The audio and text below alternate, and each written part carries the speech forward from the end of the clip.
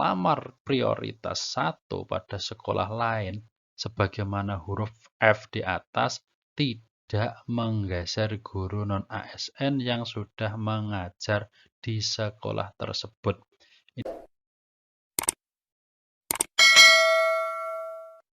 Bismillahirrahmanirrahim. Assalamualaikum warahmatullahi wabarakatuh.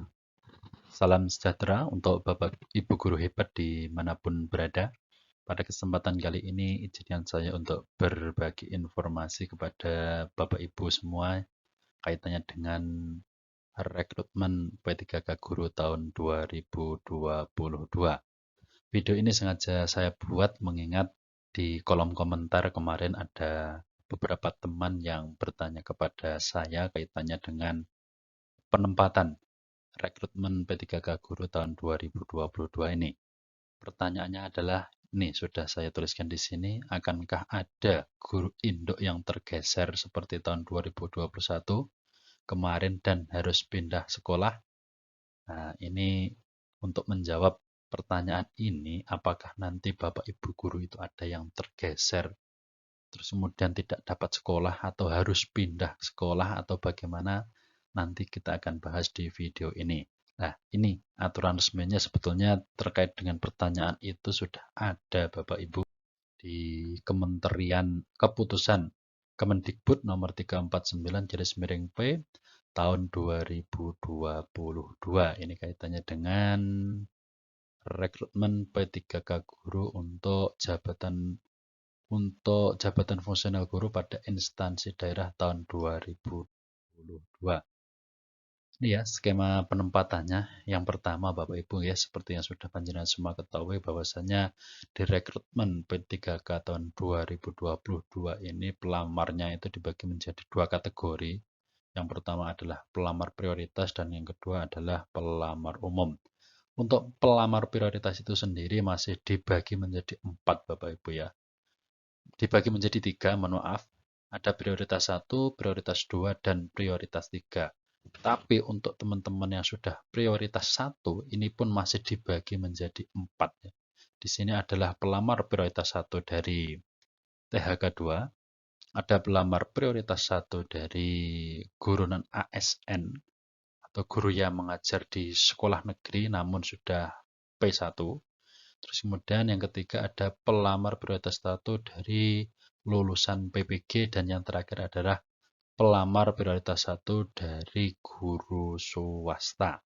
Ini untuk alur penempatan teman-teman yang prioritas 1. Jadi nanti yang didahulukan itu adalah yang THK 2 dulu. Baru setelah THK 2 ini mendapat tempat semua, lanjut ya yang teman-teman guru non-ASN atau teman-teman yang mengajar di sekolah negeri yang kemarin sudah passing grade masuk prioritas 1. Ketika ini nanti sudah mendapat tempat semua, baru nanti ke ini teman-teman yang lulusan PPG. Ketika teman-teman yang lulusan PPG ini sudah mendapat tempat, yang terakhir adalah baru teman-teman yang dari guru swasta yang kemarin sudah masuk P1 seperti itu Bapak Ibu ya. Ini penting karena kaitannya dengan formasi yang disediakan oleh daerah kita masing-masing.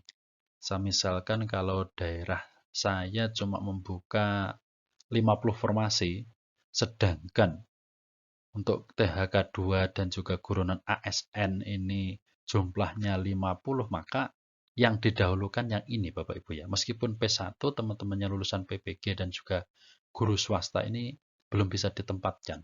Karena sekali lagi kaitannya dengan formasi yang disediakan oleh daerah kita seperti itu. Lanjut ke yang kedua untuk proses penempatan THK 2. Nah, untuk THK 2 Bapak Ibu ini diambil dari nilai yang tertinggi ya. Nilai yang tertinggi itu di ranking terus kemudian ditempatkan. Tapi kalau THK 2 saya kira nggak ada masalah karena jumlahnya sepertinya tidak terlalu banyak seperti itu ya. Misalkan ini di kabupaten saya membuka 10 formasi, cuma 10 formasi. Sedangkan yang P1 ini dari THK 2 ada 5 orang. Maka 5 orang ini yang didahulukan, terus kemudian 5 sisanya itu adalah ini. Untuk teman-teman yang P1 dari guru non-ASN. Tapi ya sepertinya nggak mungkin ya kalau Pemda itu hanya membuka 10 formasi. Semoga saja ini tempat panjenengan formasinya banyak sehingga yang P1 itu tercover semuanya gitu Bapak Ibu. Nah, terus kemudian untuk proses penempatan guru ASN, ini untuk teman-teman yang mengajar di sekolah negeri masuk P1 ini ya. Ini juga sama sebetulnya dengan THK 2 tadi, didahulukan adalah ini berdasarkan nilai tertinggi. Saya misalkan tadi formasinya 10 ya. Terus kemudian diambil teman-teman THK 25, berarti sisanya masih 5 formasi. Kemudian yang guru non ASN masuk P1 ini jumlahnya ada 50. Berarti dari 50 itu nanti diambil 5 nilai tertinggi, ranking 1 sampai 5, terus kemudian ditempatkan di formasi yang tersedia sisa dari THK2 yang P1 tadi. Seperti itu Bapak Ibu. Ini saya misalkan kalau formasinya sedikit seperti itu. Kemudian untuk yang ketiga ini proses penempatan lulusan PPG untuk yang P1 ini sama dengan yang atas tadi berdasarkan nilai tertinggi seperti itu. Terus kemudian untuk jika masih sisa formasi ketika lulusan PPG ini ditempatkan, maka yang selanjutnya adalah penempatan bagi swasta. Untuk guru swasta ini juga sama diurutkan dari nilai yang tertinggi dengan catatan untuk yang THK2, guru non ASN, dan juga lulusan PPG tadi sudah tertempatkan semuanya. Jadi Bapak Ibu yang guru swasta menunggu dulu.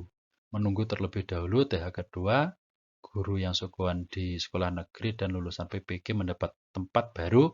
Setelah itu ada sisa formasi, itu adalah bagiannya panjenengan untuk yang P1 dari sekolah swasta. Nah, apabila masih ada formasi nanti, itu akan diberikan untuk teman-teman yang masuk di pelamar prioritas 2 dan pelamar prioritas 3. Nah, ketika teman-teman pelamar prioritas 2 dan 3 sudah dapat tempat, baru diberikan kepada teman-teman yang masuk pelamar umum. Itu sedikit penjelasan dari saya, Bapak Ibu. Kita lanjutkan. Ini akankah guru induk yang masuk pelamar umum akan tergeser? Ini banyak yang bertanya seperti itu. Teman-teman yang masuk pelamar umum ini agak apa ya? Bertanya-tanya ya.